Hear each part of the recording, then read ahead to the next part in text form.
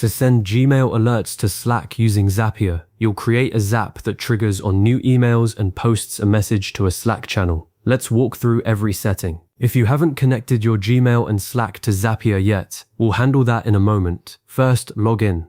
Open your browser, navigate to zapier.com and click Login. Enter your credentials, email and password or Google sign-in both work. Once you're on the dashboard, glance at the top right to see your plan. Even the free tier gives you 100 tasks a month, perfectly fine for testing.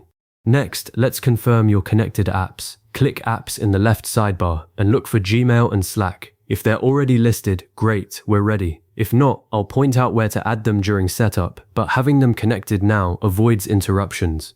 In the left sidebar right at the top, you'll see a big orange button labeled Create. Click it and choose Zaps from the drop-down. The Zap editor opens in a new tab, a blank canvas waiting for your trigger. That first block you see says Trigger with a plus sign. That's where we start. Click the trigger step. A search box appears. Type Gmail and select it. For the trigger event, pick New Email Matching Search. That way you can filter with a Gmail search string instead of triggering on every single email. I've made the mistake of using New Email without a filter and ended up flooding a channel with newsletters, so I always recommend Matching Search for real workflows. If your Gmail account isn't connected yet, you'll see a prompt, Connect it now. Once that's done, a search string field appears. Paste in a Gmail query exactly like you'd type in the Gmail search bar. You could use from orders@company.com or label urgent or subject invoice. You can combine them, for instance, from support@exental.com, label escalated. That keeps the alert tightly focused. Click Continue. Zapier will try to pull a sample email that matches. If it returns no data, your search might be too strict or no matching email exists yet. Send yourself a test email that fits and click Test again. When you see sample data with a subject and sender, the trigger is ready. That sample is what you'll map into Slack next. Click the plus icon below the trigger to add an action step. Search for Slack and select it. Then choose the action Send Channel Message. If your Slack workspace isn't connected, you'll authorize it now. A common oversight. The authorization screen shows the workspace name. Double check it's your correct team workspace, not a personal free one. After connecting, select the channel from the dropdown. Public channels appear right away. If you want alerts in a private channel, you first need to invite the Zapier bot inside that channel. Type /invite at Zapier in the channel, send it, then click the refresh icon next to the channel dropdown in Zapier. Now your private channel will show up.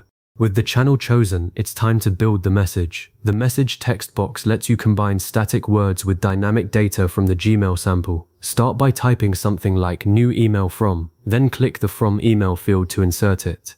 Hit enter for a new line and add subject, followed by the subject field. Another line, add a snippet. The plain body excerpt field grabs the first lines of the email, stripped of HTML, perfect for a quick scan.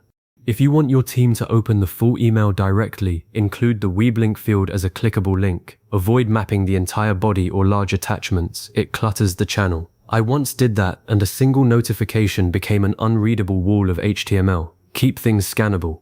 To add a little formatting, use Slack's Markdown. Surround label words with asterisks, like new email from, and they'll appear bold in Slack. Once the message looks clean, click Continue. Now click the Test button. Zapier will send a message to your Slack channel using the sample email data. You'll see a green success banner and a preview of exactly what was posted. Switch over to Slack and open the channel. Your message should appear, formatted as you designed. If nothing shows up, first double check you selected the right channel.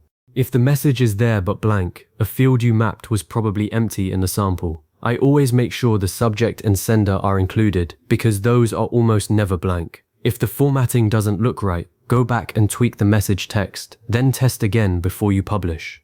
Once you're satisfied, review the whole workflow. Confirm the Gmail search string is correct, and the Slack channel is the one you want. Then click the Publish button up at the top right. The Zap turns on immediately. To verify it works with live data, send yourself an email that matches your filter. Wait a minute, then check Slack for the notification. This live test catches any real-world quirks the sample might have missed. If the alert doesn't appear, peek at your Zap history from the dashboard. Any errors will be listed there. And that's it. You've built an automation that monitors Gmail and posts alerts straight into Slack with no manual forwarding. As a next step, Try adding a filter step right after the trigger if you need even finer control over which emails fire a notification. If you found this walkthrough helpful, hit like and subscribe for more automation guides. See you next time.